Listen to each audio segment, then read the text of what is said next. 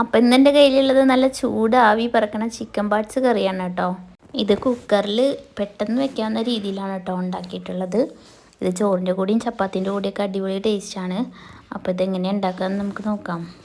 അതിനായിട്ട് ഞാൻ എടുത്തേക്കണത് 1 കിലോ ചിക്കൻ്റെ പാർട്സാണ് കേട്ടോ. പാർട്സ് എന്ന് വെച്ച് കഴിഞ്ഞാൽ ഇതിൽ ലിവർ ഇല്ല കേട്ടോ, ഇതിൽ ഹാർട്ടാണ് കൂടുതലുള്ളത്. അപ്പോൾ ഞാനതെല്ലാം അങ്ങനെ നടു കീറിയിട്ട് ക്ലീൻ ചെയ്തെടുത്തു കേട്ടോ. അതിനായിട്ട് കുക്കർ അടുപ്പത്തേക്ക് വെച്ചിട്ട് കുറച്ച് വെളിച്ചെണ്ണ ഒഴിച്ച് കൊടുത്തിട്ട് 6 വെളുത്തുള്ളിയും 2 കഷ്ണം ഇഞ്ചിയും കൂടി ചതച്ചതിട്ട് കൊടുക്കുക കേട്ടോ. എന്നിട്ട് അതൊന്ന് വഴന്ന് വരുമ്പോൾ 2 സവോള കുറച്ച് കറിവേപ്പിലയും കൂടി ഇട്ട് വഴറ്റി കൊടുക്കുക. സവോള നല്ല വഴന്ന് നിറം മാറി വരണം കേട്ടോ, അപ്പോഴാണത് അതിൻ്റെ ടേസ്റ്റ് വരുള്ളൂ. കുക്കറിലായതുകൊണ്ട് പെട്ടെന്ന് വഴന്ന് കിട്ടും, അത് നല്ല ചൂടാണല്ലോ കുക്കറിലുണ്ടാവുക. അപ്പോൾ അതൊന്ന് വഴന്നതിന് ശേഷം ഒരു തക്കാളി മുറിച്ചതിട്ട് കൊടുത്തു കേട്ടോ. എന്നിട്ട് അതൊന്ന് നന്നായി വഴറ്റിയെടുക്കുക. തക്കാളിയൊക്കെ നന്നായി വഴന്ന് ആ സവോളയോട് കൂടി ചേരണം കേട്ടോ. എന്നിട്ട് ഇങ്ങനെ നന്നായി വഴന്ന് വരുമ്പോൾ നമുക്ക് അതിലേക്കുള്ള മസാലകൾ ചേർത്ത് കൊടുക്കാം. അതിനായിട്ട് ആദ്യം തന്നെ 1 ടേബിൾ സ്പൂൺ മല്ലിപ്പൊടി ചേർത്ത് കൊടുത്തു കേട്ടോ. മല്ലിപ്പൊടി അധികമാവണ്ട, മല്ലിപ്പൊടി അധികമായാൽ നല്ല ഒരു കുത്തൽ വരും ടേസ്റ്റിന്. പിന്നെ അതിലേക്ക് കുരുമുളക് പൊടി 1 ടേബിൾ സ്പൂൺ ചേർത്ത് കൊടുത്തു. നമ്മൾ മുളക് പൊടി ഉപയോഗിക്കണില്ല കേട്ടോ, കുരുമുളക് പൊടിയാണ് ഉപയോഗിക്കുന്നത്. പിന്നെ 1.5 ടേബിൾ സ്പൂൺ ചിക്കൻ മസാല ചേർത്ത് കൊടുത്തു കേട്ടോ. അതുപോലെ ഗരം മസാലയോ വേറെ മസാലകളൊന്നും ഇതിന് ഉപയോഗിക്കണില്ല.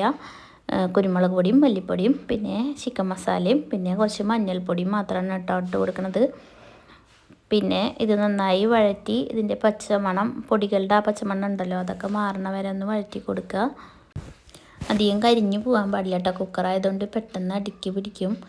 അപ്പോൾ അത് നന്നായി ഇളക്കി കൊടുക്കുക. എന്നിട്ട് നമ്മൾ കഴുകി വൃത്തിയാക്കി വെച്ചിട്ടുള്ള ചിക്കൻ്റെ പാർട്സ് ഉണ്ടല്ലോ, അത് ഇതിലേക്ക് ചേർത്ത് കൊടുക്കുക. അപ്പം നമ്മൾ നല്ലപോലെ പിഴിഞ്ഞിട്ട് വേണം കേട്ടോ ചേർത്ത് കൊടുക്കാൻ. വെള്ളത്തിൻ്റെ അംശമൊന്നും തീരെ ആവശ്യമില്ല, വേറെ വെള്ളം ചേർത്ത് കൊടുക്കേണ്ട ആവശ്യമില്ല. പിന്നെ ഇതിലേക്ക് ആവശ്യത്തിന് ഉപ്പും ഇട്ട് കൊടുക്കുക കേട്ടോ. നമ്മളിത് തീരെ വെള്ളം ചേർക്കാതെ ഉണ്ടാക്കിയാലും ഇത് ആ കറിയായി വരുമ്പോൾ ഇതിനുള്ളിലെ വെള്ളം ഇറങ്ങിയിട്ട് കറിക്ക് അത്യാവശ്യം ചാറുണ്ടാവും കേട്ടോ.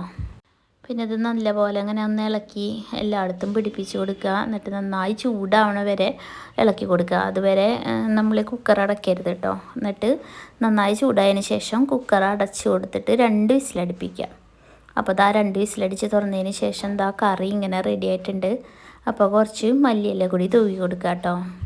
ഇനി നമുക്ക് ചാറ് വേണ്ടാതെ നല്ല തിക്ക് ഗ്രേവി ആയിട്ടുള്ള കറിയാണ് വേണ്ടതുണ്ടെങ്കിൽ ഈ സമയത്ത് നമ്മളൊരു പാനിൽ വെച്ചിട്ട് ഒന്ന് വറ്റിച്ച് കൊടുത്താൽ മതി കേട്ടോ ചാറ്.